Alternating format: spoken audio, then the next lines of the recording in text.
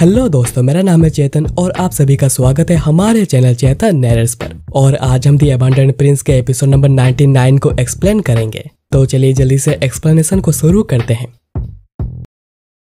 Episode के starting में grandma game सांगवा को चेक करती है और कहती है कि मुझे उसे अंदर ले जाकर थोड़ा और चेक करना होगा, और इसके लिए वो वॉरियर मान भी जाता है।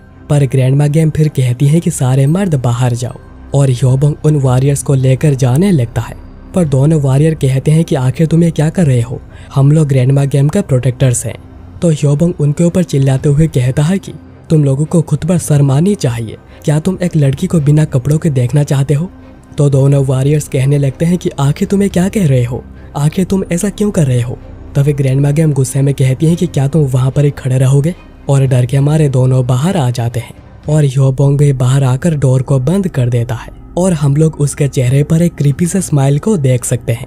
तभी सीन कट होता है चियोन के ऊपर, और चियोन सोच रहा था कि अभी ऐसा लग रहा है जैसे कि मेरी इनर की कभी खत्म ही नहीं होगी। जब मैं मेरे नेचर्स की को सर्कुलेट कर रहा हूँ तो ये जिस तेजी से फील हो रहा है मैं इसे कंपेयर भी नहीं कर सकता। पर मैं अभी तक सारे मूवमेंट्स को एक साथ नहीं ला पाया हूँ, पर मैं फिर भी 2 से 3 गुना ज्यादा एनर्जी निकाल पा रहा हूँ। और ये इतना ज्यादा बढ़ गया है कि मैं इसे ग्रैंड मास्टर के लेवल पर कंपेयर भी नहीं कर सकता हूँ। मेरा लक सच में बहुत ही ज्यादा अच्छा है, क्योंकि मैं यहाँ पर सुप्रीम मास्टर तक पहुँच गया हूँ। पर नहीं, अभी सबके बारे में सोचने का समय नहीं है। मैं ऑलरेडी बहुत समय वेस्ट कर चुका हूँ कॉन्सेंट्रेट करते हुए। मून और बाकी सभी को लग रहा होगा कि मेरी डेथ अभी तक हो चुकी है, पर मैं आखिर इस रॉक वॉल पर चढ़ूंगा कैसे। चियोन की नजर फिर उन सोर्स के ऊपर पड़ती है, और वो कहता है कि मुझे अभी कोई रास्ता ढूंढने की जरूरत नहीं। और वह सोर्स के ऊपर पैर रखकर चढ़ने की कोशिश करता है, पर सोर्स पुरानी होने की वजह से टूट जाती है। पर चियोन किसी तरह अपने स्वॉर्ड को निकालकर उसे रॉक वॉल में फंसाकर गिरने से बचता है। मुझे लगा था कि अगर मैं की का यूज करूंगा सोर्स के ऊपर तो मैं इस रॉक वॉल को बिना किसी मुश्किल के चढ़ सकता हूँ, पर मैं यहाँ पर जो हवा है उसके बारे में भूल ही गया था। इवन ग्रैंड गार्डियन जो के मास्टर ऑफ लाइटनेस है, वो भी यहाँ पर एक ही झटके में नीचे गिर जाएंगे।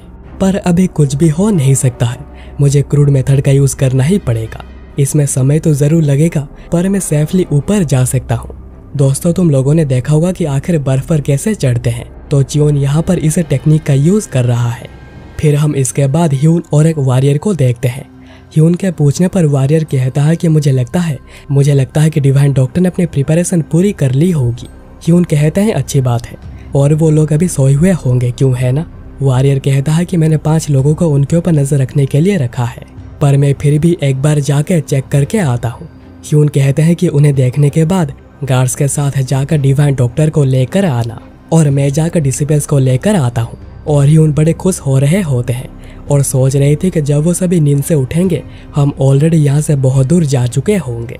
और जब हम सैफायर वॉल और एक्स्ट्राऑर्डिनरी गेट जो कि इस जगह को सील करके रखते हैं उन्हें उठा देंगे, तो बाहर के लोग यहाँ पर बिना कोई समय गवाए अंदर आ जाएंगे और यहाँ पर हमला कर देंगे, और फिर हमारे दुश्मनी एक दूसरे का ख्याल रख लेंगे। फिर हम वॉरियर को देखते हैं जो कि चेक करने आया था, पर उसे यहाँ पर बाहर कुछ तो अजीब लगता है, और छत पर जो गार्ड्स होने चाहिए वो भी नहीं है। तो क्या इसका मतलब। और वो जब अंदर जाते हैं चेक करने तो वो सभी को सोया हुआ देखते हैं, पर अच्छे से देखने पर ये वही गार्ड्स थे, पर वो सोए नहीं है, वो बस किसी वजह से बेड पर लेटे हुए हैं, पर कुछ भी कह नहीं पा रहे। वॉरियर फिर जल्दी से वहां से निकलता है और सोच रहा था कि क्या नींद के गोलियों ने काम नहीं किया। वॉरियर फिर बाकी गार्ड्स को लेकर डिवाइन डॉक्टर के पास जाता है, पर वहां के दोनों गार्ड्स भी मारे जा चुके थे, और डिवाइन डॉक्टर भी यहाँ पर नहीं है, इसलिए सभी उन्हें ढूंढना शुरू करते हैं। वॉरियर कहता है कि मैं जाकर मास्टर ह्यून से मिलता हूँ, तुम सभी लोग इस जगह को बहुत ही अच्छे से सर्च करो।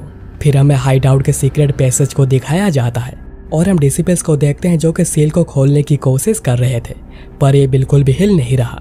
वॉरियर फिर ह्यून को बताता है कि इन्फर्मरी के 6 लोग और डिवाइन डॉक्टर गायब हैं, पर हम लोग उन्हें ढूंढ रहे हैं। तो ह्यून कहते हैं क्या ढूंढ रहे हो, क्या इसका मतलब ये नहीं कि वो ऑलरेडी सीक्रेट पैसेज को तोड़कर यहाँ से जा चुके हैं। वॉरियर कहता है क्या उन्होंने सीक्रेट पैसेज को तोड़ दिया, तो क्या इसका मतलब डिवाइन डॉक्टर ने हमें धोखा दिया है।